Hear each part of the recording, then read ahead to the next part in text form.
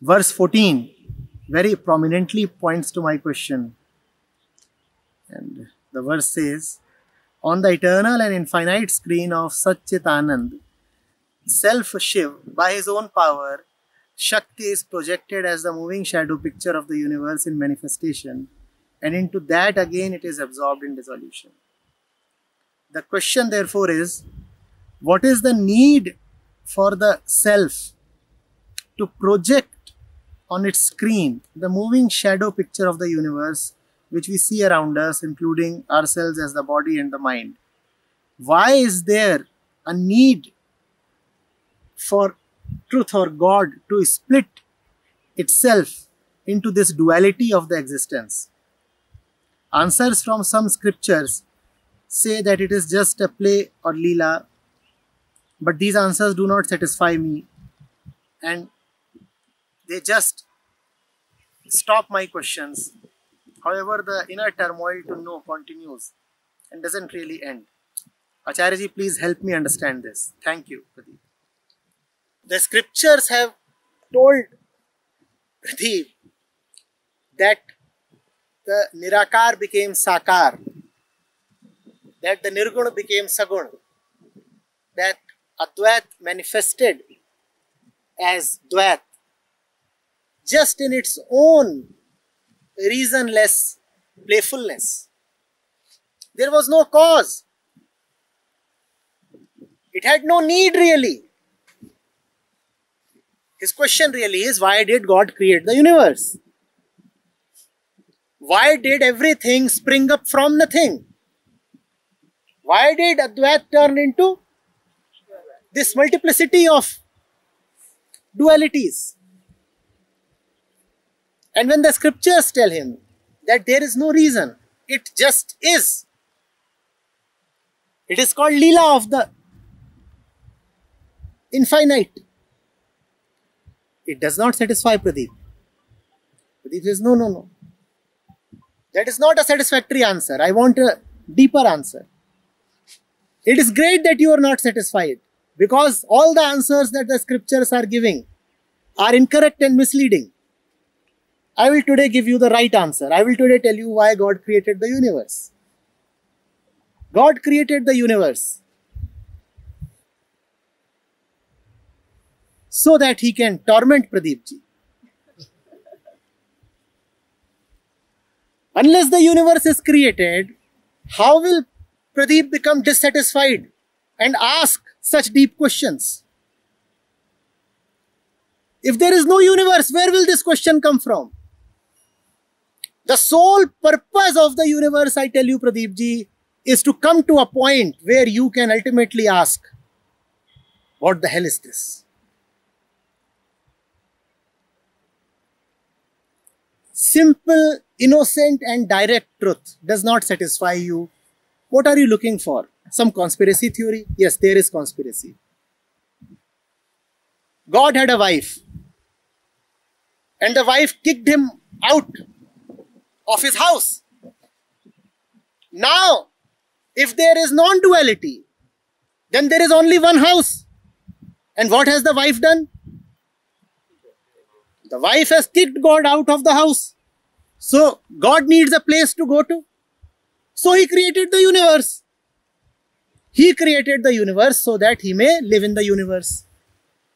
And the ancients say that because God had been pushed out of his house, he used to live on the earth in the old golden days. I in fact saw him rolling on the beach here. I too am quite old, you know. But then, in one of the Advait games, Pradeep ji came. And Pradeep ji started asking God all his great questions. And that was when God left earth and went back to his wife. He said, the wife tortures me, but that torture is preferable to the torture of such great questions. And since then the earth is godless. Now you know why the earth is so evil. Because you went to God.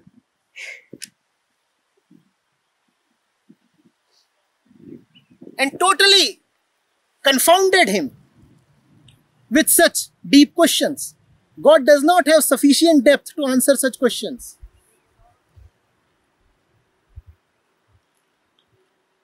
And when God was here, you would queue up outside his humble hut.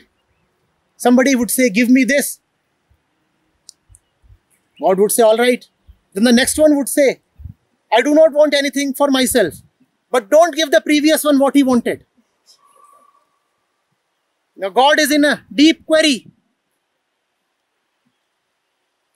He is supposed to be the granter of all wishes.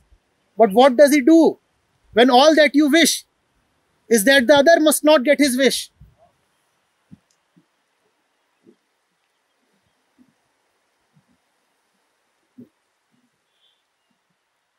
Pradeep, why not keep it simple and honest? Why did God create the universe? Is that what bugs you in your daily life? Don't you know? Don't I know? Is that what is keeping you so restless? Look at your daily routine. Look at your 24 hours.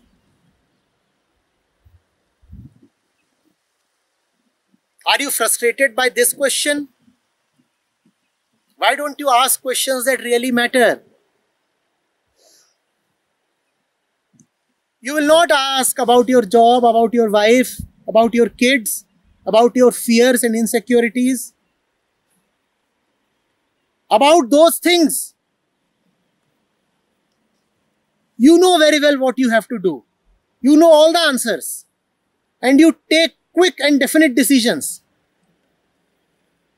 You will not be inquisitive about where your reactions, daily reactions come from. You will not ask, why am I not bold enough? Why am I not strong enough? Why have I chosen weakness? Instead, you are asking such transcendental questions.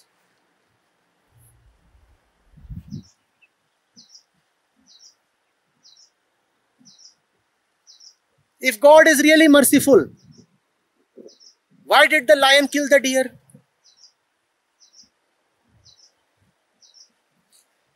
Why are there only two genders? Or maybe 2.5? What is the significance of 2.5? Why should not there be 8 genders? Let there be more choice. Why is gravity precisely 9.8 meter per second square? Does God know mathematics?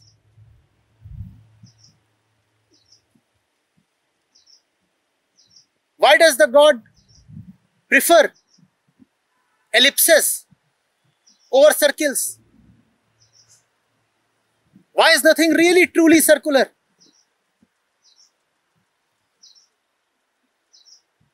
Yes, keep asking. These questions are such great escapes, great and dishonest. Such questions have zero value. Ask something that is practical. Ask something that will really help you lead your daily life. What will you do with stories related to God? Is God a story? You already have enough stories. You better end those stories. Do not ask for more stories. But you want to live in stories. You don't want to end the existing stories. You want to add. And so many books are full of so many stories about Godhood. Stories about God, stories about the various saints, kings, priests, prophets. And how you stick to those stories, don't you? People will not talk of the Gita. They will very fondly remember stories related to Krishna. And then what is their life? Very story-like. No truth in the life then. Only stories.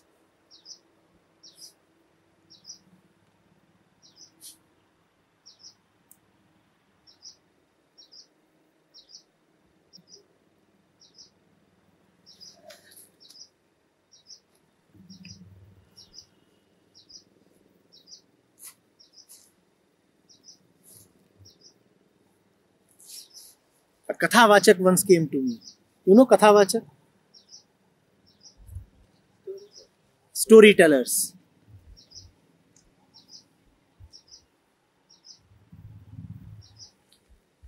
So he was all the time talking of the Bhagavad Puran. Stories related to Krishna, Vishnu. I said, you really love Krishna? He said, yes.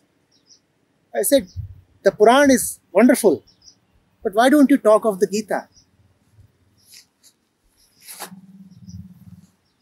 Srimad Bhagavad Gita. He said, people don't like that. As long as I entertain them with stories,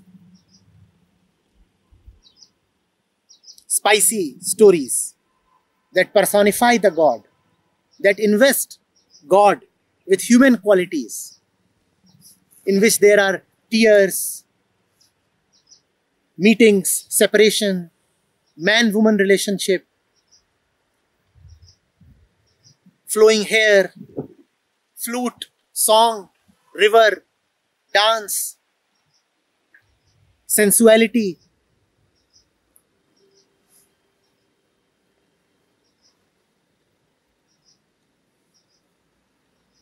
A little bit of titillation as well. People are happy. It is not as if these stories really arouse devotion in them. They are just getting entertained. But then that's what they want, entertainment.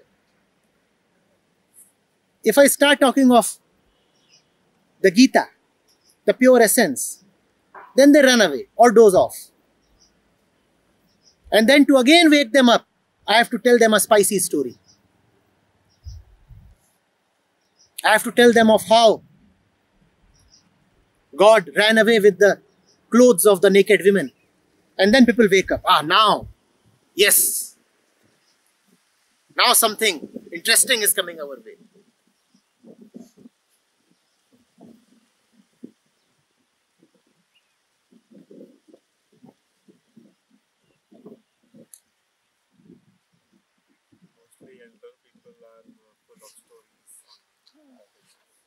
And they would narrate the story as if it happened right in front of them. And they would add their 2 bits, not 2 bits. 2 bits of the original would remain. Rest all would be their own confabulation. And then the goddess told her friends, tonight I am feeling very, very restless. What were you doing in her bedroom?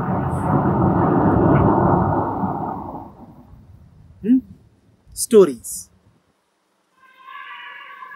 Tell them to really narrate one shlok from the Gita and they would fail. And even if they narrate a shlok, ask them what really does it mean and they would not know, but they would be full of stories.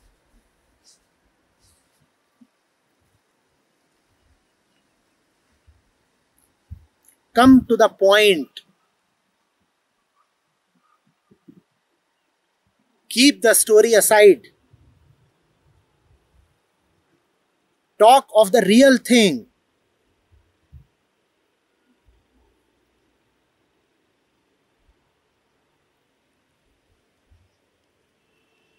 Spirituality is not intellectual gossip.